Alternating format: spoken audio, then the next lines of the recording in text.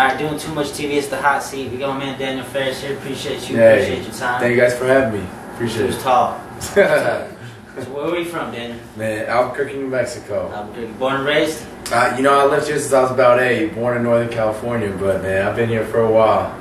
Okay. You went to you played ball at UNM. What was your major over there? I got my degree in mass media communications. Okay. So what are you gonna use that? You know, I mean, I've been playing basketball the last couple of years, but I've had a couple injuries, so I'm still trying to figure some things out with what I want to do with it.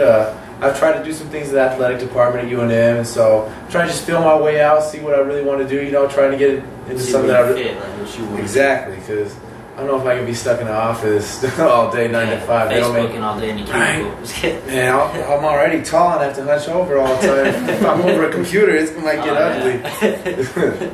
So you about to head overseas to play? Where you about to? Yeah, man, that's the plan. You know, last 2 years now I've been in Lebanon with the same team. So I mean, as far as I know, I'm heading back there still. So what's that like as far as different, like the culture wise? Oh man, you know, it's Lebanon's in the Middle East, and I never knew where the country was until I actually had to go over there and play. And it's right above Israel, and it's a real small country, so it's nice for away games and everything. I only have to travel like an hour and a half. Yeah, that's cool. That's it. So I mean, you can't beat that. I mean, but it is in the Middle East, so it's different. But Lebanon's it's pretty liberal compared to a lot of places in the Middle East. Because I mean, a lot of places you can't drink or anything.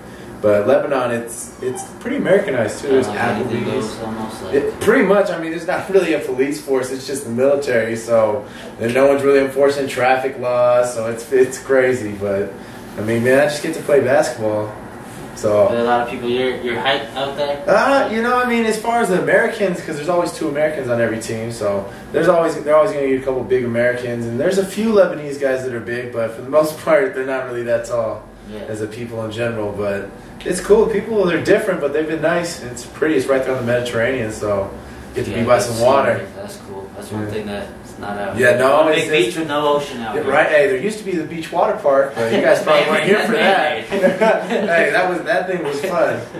So growing up, who would you say your inspirations and motivations were? Man, you know, when I was in high school, I was kind of a late bloomer as far as basketball wise. I didn't even play varsity until my junior year, but you know, I mean, someone that I've always watched and that I just liked a lot was Tim Duncan. You know, just his post moves. He just goes and he plays and he gets it done. And bank shot off the window. Right, hey, he's nice, and so I've never been the most athletic guy, the quickest guy, so I had to kind of find a way to try and get things done. Right, hey, had to figure out a way, but so Tim Duncan. Yeah, that's my favorite for sure. But I mean, I love Kevin Garnett too. Probably those are my 2 favorite power forwards. Tim Duncan first for sure, and then Kevin Garnett's up there. Even though I'm a Lakers fan, so I know. Especially, I don't know. I'm kind of nervous for this next series, but I think we'll do all right. That will be tough. Yeah, because Kevin Durant's a beast. Oh man. So UNM, you were number 53. Why'd you pick 53? Like, you know, it's kind of funny. It was just the biggest jersey that I had in high school, and no one had 53. So I was like, all right. Just kept it. Yeah, you know, I was like, I'll stick with it. I might as well. And, you know, Alex Kirk has it now, so that's cool. Yeah, another big man. And you know what's funny? I've actually chatted with him about it, and he has 53 too, just because that was the biggest jersey at his high school as well. So New Mexico, I guess, it just breeds 53 big men. I don't know. Shout out to Alex Kirk. Yeah, hey, that's my man right there. He's going to be real good this year. Yeah. Coming off that back surgery, Alex is real talented. I'm excited to watch him play. You know, he was killing it with Los Alamos, right? Oh, man, he was murdering in high school. Like, put up ridiculous numbers. So I think, I mean, if he just keeps working and improving, he'll be real good because he's almost 7 feet, like 6'11" and a quarter, 6'11" You have to be good when you're that big. Right. Waste the height if you're not. Hey, right. And he works hard too, you know. So, man, he works hard. So I know that he'll be all right because those coaches, Coach Alford, Coach Neal, all those guys, they get it, they work him, they get it done. Staff. Yeah, definitely, they'll develop him. So you're playing ball in Lebanon, but you got a choice to live anywhere else in the world. Where would you choose? Man, if I had any choice in the world. Oh, I'd probably, I don't know, maybe Italy, Spain, something like that. But the reason I'm in Lebanon is because my last name is Lebanese, so I got my passport somehow. And I actually played with the national team a couple years back when I first got out of school, so I'm a dual citizen now. Okay. And so in Lebanon, I don't take away from the number of Americans that they get, so I'm more valuable over there. Cool. Yeah, man, so I mean, for me, it takes a lot of pressure off me because, especially in the Middle East and different countries like that, it's cutthroat with Americans. Like, this year I had 8 different Americans come through. Like, if the Americans aren't getting it done, they're all right. Rotate. So it's like a revolving door. Pretty much. Like once it gets to a point too. I mean, they're mercenaries. You know, coming for a couple months and they got to put up numbers.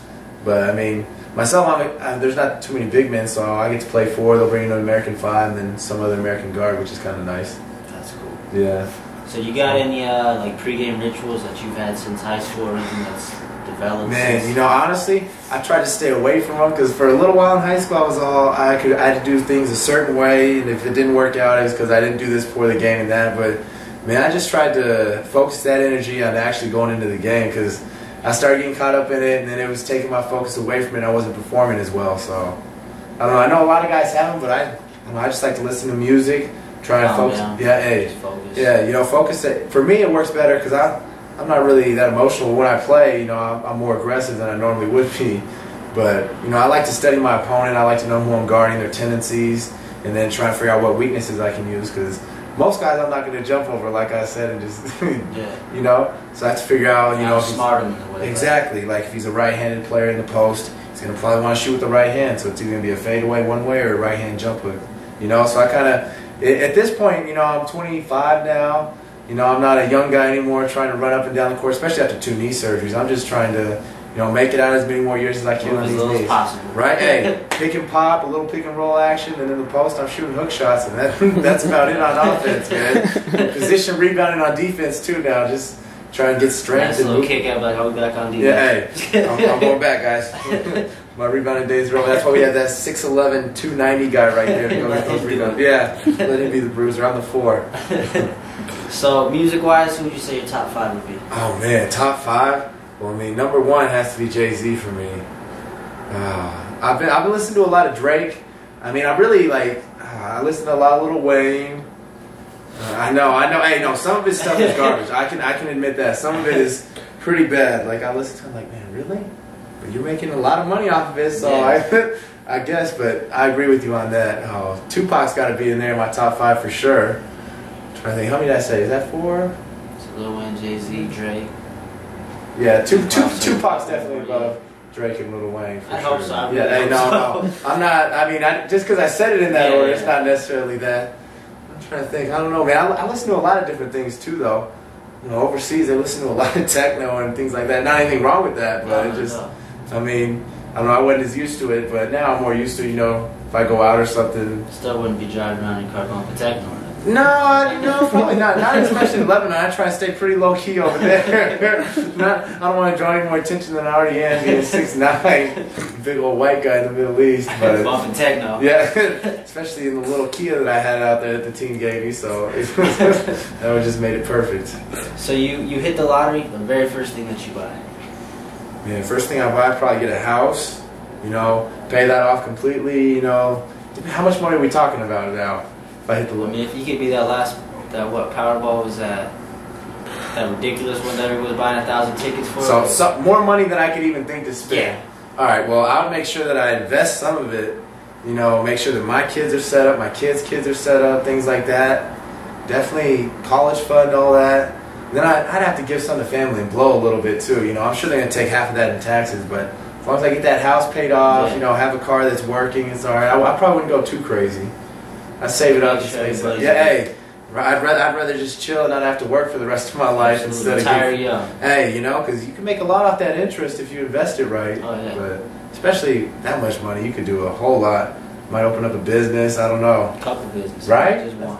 Because that's entrepreneurship right there. That's what you got to do. Yes, sir. Can't just stick to one. So they make a movie about Daniel Faris' life. Who's playing you? Oh man, who would play me? Probably Napoleon Dynamite. No, I don't know. I'm trying to think. You might need to get some stilts. Yeah, you know, I'm trying to think who would be tall enough to play me. You know the things they could do with camera angles. Right, hey. As tall as you. You know, I think. Let me see. I don't know. That's a good question. I've never thought about that. Who do you think? Do you think of one off the top of your head? Play you? I'm not sure. You guys got me. I know I'm putting you on the spot right back. And it's supposed to be on me, but I'm trying to think as well. You know what? Michael Jordan would probably play me. Michael Jordan. Yeah. We could do something with the lighting. Yeah, hey, the way they do the camera stuff now. So would you have any advice for anybody that's aspiring to either play professionally overseas or play college basketball? Yeah, I'd say just work. That's the thing. That's the only reason that I'm here. I mean, God did bless me being 6'9". Obviously, I understand that, but I've played against a lot of guys who you watch them and you're just like, man, that guy, he just has a lot of things that you can't just coach or teach. Yeah. You're 6'10" and you can move and you get this high over the rim. That's kind of hard, Yeah. So I mean, I just tried to work hard, develop so be it. tall or work hard. Right? If you're tall and you work hard, that's a great combination. Absolutely. It makes life easier because it's harder for guards because everyone starts out as a guard, and I just kind of kept growing, and I grew out of being a guard. right? I was 6'1" as a freshman, so I was tall, but I wasn't. I mean, a lot of guys that go over playing D1 that are like 6'8" when they're freshmen, 6'5", 6'6". Yeah. But then I just kind of gradually grew, so I think it did help me with my skill set at least. I'm not saying I was ever a point guard bringing it up, going through the legs, but I mean, it did help me to kind of grow gradually, I think. But so you can go one-on-one with anybody who you play. Man, I'd have to pick MJ, man. That's my all-time favorite player. Hands down, all-time favorite player, but I don't know. We'll see. Maybe, how old is he now? 50-something? I might need to wait a few more years to play him. I think he could still get me. Wait till the Bobcats win a championship. Right, you know what? That's when I'll play him. That year, I need to wait till he has like a cane or something. Yeah, playing the Walker, he might. AJ, he's my boy. He's about to do big things. He's working hard. I know he's going to get it. Let's get AJ and Daniel on the court playing one-on-one shortly. I don't know, man. Man, that's a young guy right there. I'm more position player now. Help side D. I'm not ready. All right, we'll do a 2-on-2. We'll get them on the same There we squad. go. Hey, I'm staying out there at the 3-point line, spreading the court. Hold on. I got a question. If you could have an all-star cheerleading squad just rooting for you, who would be your top 5 just lined up just rooting for you all day? Cheerleading. Oh man, there's so many people. Anybody. Man, put me on the spot. My girlfriend's gonna be mad. I don't know. There's just so many to think of. So that's his first one. His girlfriend is number 1. Number one. She's a head cheerleader. Number one. I wish I could have 5 of her. Good answer right there. So is there any shout-outs that you want to give? Man, I mean, just all the Lobo fans out there, they're great, I mean, I really appreciate everything that they've done for me, just growing up here in Albuquerque and being able to go to UNM. I just feel like I was very blessed, I probably didn't deserve a lot of things that I got, so I feel very thankful to, I've been able to play and even maybe have an opportunity to keep playing. So we'll see. Hopefully it'll keep working out. Absolutely. We got Daniel Faris. Daniel, we appreciate you. Hey, thank you guys, man. We're about to bring you back, that's for sure. We're gonna figure out who's gonna play you in the movie. Yeah, hey, that's for round 2, right? We'll figure it out. So stay tuned to Doing Too Much TV. It's the hot seat. It's your boy, Mr. Peanut, Daniel Faris. We'll get at you.